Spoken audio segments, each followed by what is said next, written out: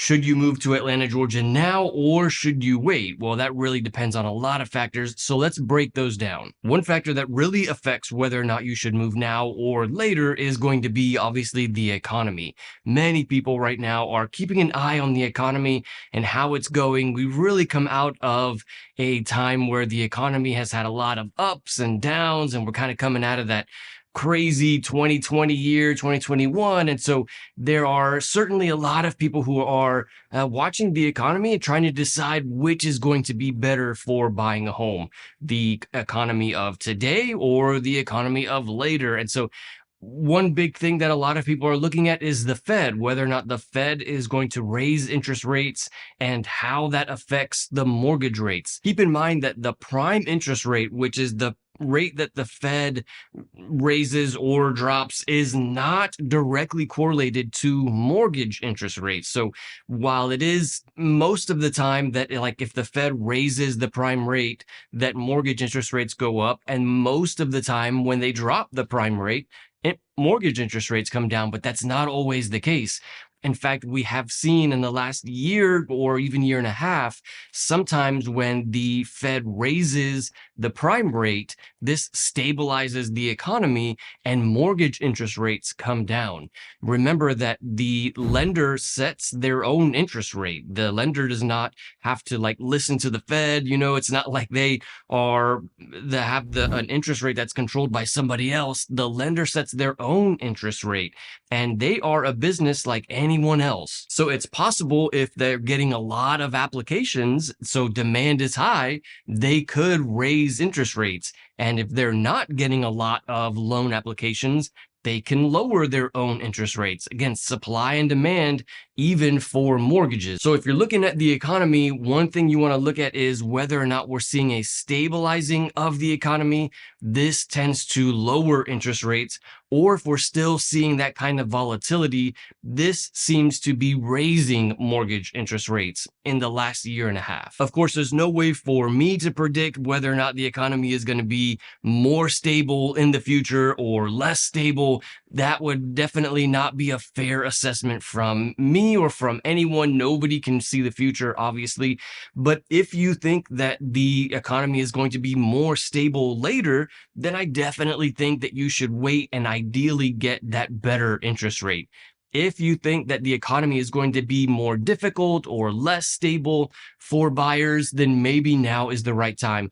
This ultimately is really up to you and how you think the economy is going to do in the future. And then while we're talking about interest rates, let's talk about where they are now and where they might be going in the next few months or even next year. What we have seen is, so in 2020, 2021, we saw those interest rates come down to 3%, and everybody tried to buy a house and everybody tried to refinance. And so that interest rate of 3%, in my opinion, was a once in a lifetime kind of thing. And unfortunately, I don't think that we're ever going to see that kind of interest rate again, barring some kind of financial gigantic event. I really don't think that we're ever going to see that 3% interest rate again. So a lot of people are buying a home and then saying, well, I'll just wait until the interest rates go back down to 3% and refinance. And I want to be very upfront and honest with you. That's really my main objective with these videos and this YouTube channel. And I don't think we're going to see 3. Now, could it come down from where it is today? Absolutely. Totally could come down to maybe the 6s, maybe even the 5s. Totally possible. But 3%, if you're waiting for that, you might be waiting forever. I really just don't think that we're going to see that 3%. That was really a response to, the COVID fear. That was a response to that issue. And so the Feds dropped the interest rates drastically to prevent the economy from failing because of COVID. So because we are not really in that situation anymore, we don't have to have those interest rates so low. And so this is why I don't think we're going to see that again. If you're thinking about moving to Atlanta, or you just have any questions about what it's like to live here, feel free to call, text, or email me anytime. I'm the one who answers those phone calls and those text messages, those emails. I'd be happy to help with your moving needs or just answering any questions that you have. Thank you so much to everyone everybody who has reached out, I'm always happy to help. But another big factor in whether or not now is the right time to move or later is definitely going to be home prices. One thing that is absolutely for sure is that when interest rates come down, home prices increase significantly. Right now, as interest rates are about 6-7%, we're seeing that home prices are increasing very slowly. Some parts of Metro Atlanta where the demand is not quite as high, we're even seeing that home prices are kind of stable or maybe decreasing a little bit. But for the most part, now that we are in the busy season of real estate for Atlanta, which is the spring and early summer, as people are trying to move before the new school year, we're certainly seeing that home prices are creeping up as interest rates are at about 7%. If we came down in interest rates to 6% or even 5%, there's no question that home prices will increase drastically. And this is because we'd see more buyers in the market. Right now, there isn't as much buyer competition as there was, 3 or 4 years ago. And so because of that, we're not seeing multiple offer situations. We're not seeing people bidding on homes $100,000 above list price. And so we're not seeing home prices shoot up like incredibly fast.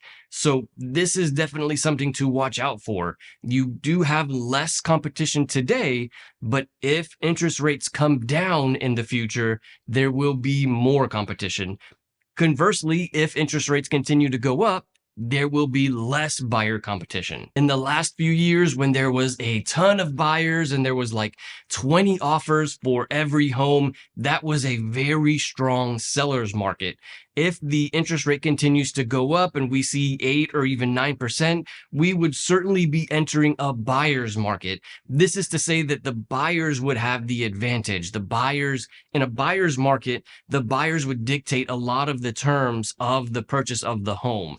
Right now, at about 7% in many parts of Metro Atlanta, we're seeing it's kind of an even playing field for the most part. There are some pockets of Metro Atlanta that still have a lot of demand, like Alpharetta or Marietta, the really popular cities in Metro Atlanta. Those are still quite a bit seller's market, leaning towards seller's market, not like it was 4 years ago. They're not seeing 20 offers for every home, but it's still a bit of a seller's market. If interest rates go up, we will certainly be entering a buyer's market. Another huge factor that is determining these home prices is the fact that not very many people are selling their home. All those people that refinanced in 2021, 2022, or bought a home and got that 3% interest rate, they do not want to sell ever. And so we've kind of put ourselves in a bit of a predicament by having all these borrowers, all these buyers having a super low interest rate. Those homes will not come back on the market for a very long time. Anybody with that 3% interest rate would be foolish to sell. And so we're not seeing a lot of homes on the market because of that. And that's another thing that's driving up home prices. Ultimately, what I like to tell my clients is that whether or not you are moving now or in the future should mostly depend on your specific situation. Unfortunately, we can't see the future. We don't know what it's going to be like. But any real estate agent who says, yeah, now is the best time or later is the best time is kind of giving you an unfair advice. It really is up to you. If your job is moving you to Atlanta, and you're going to be making more money and maybe living in an area where the cost of living is lower, then yeah, that might be a good move, or you're maybe moving to be closer to family or, whatever the reason why you're moving is really the best factor to determine whether or not you should move. If you are working on paying off credit cards or trying to improve your credit score or something like that, then waiting is probably a really smart move, while you're working on that credit or working on that debt to income ratio.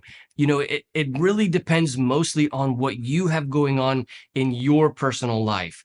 Another big one is like if you're trying to sell a home and buy a home, this one is just huge because I hear so many people tell me, hey, I want to sell my home in a seller's market and buy my home in a buyer's market. And unfortunately, it's almost impossible to try to time that. You're really making a lateral move. You're going to be selling and buying your home in the same market, unless, of course, you're going to live in a hotel for a while, for months until somehow you time the market to shift. But unless you want to live, in some kind of temporary housing for 6, 9, 12 months, you're going to be buying and selling at the same time. So you're going to get the good end of the deal on one side, and you're going to get the less good or bad deal on the other side. This is a normal part of buying and selling at the same time. And the fact is if you're doing both,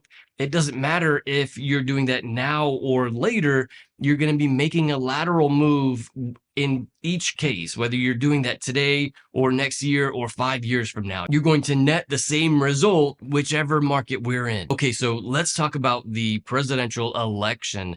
Many people are waiting for the election to happen to make that move. And a lot of people feel like once the election is over and we kind of have a good idea of who the president is going to be or what Congress is going to look like or whatever it is that the presidential election determines about the economy.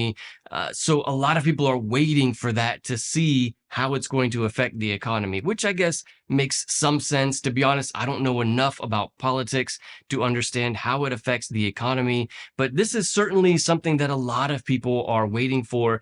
And if you understand how politics is going to affect the economy, then yeah, absolutely. If you're waiting to get a better picture of what the economy is going to look like in the future, then sure, this could be a great thing. Now, if the politics negatively affects the economy in the future, maybe you should have bought before the presidential election. So again, it's really hard to time, and trying to time the market is, in my opinion, not a good idea. But I totally understand when many people want to wait for that election season to be over. And this is a big one for a lot of people. Absolutely makes sense. And then a big one is new construction homes. Right now, we're seeing that there are a lot of companies who are starting to build new construction homes all over Metro Atlanta, and it's really increasing more and more every year. So as we see more homes come on the market and more new construction homes, ideally, this should stabilize the housing economy. And so next year, we might see that there are more options for homes next year because there are more new construction companies. This would be great for buyers. And so ideally, we'll see more options next year. Some cities in Metro Atlanta are seeing more new construction than others, and we have about 100 cities around Atlanta that make up the Metro Atlanta area, and some of those cities are better than others. And so I've actually made an entire video about the best suburbs around Atlanta. You can check that video out right here. I'll see you in the next video.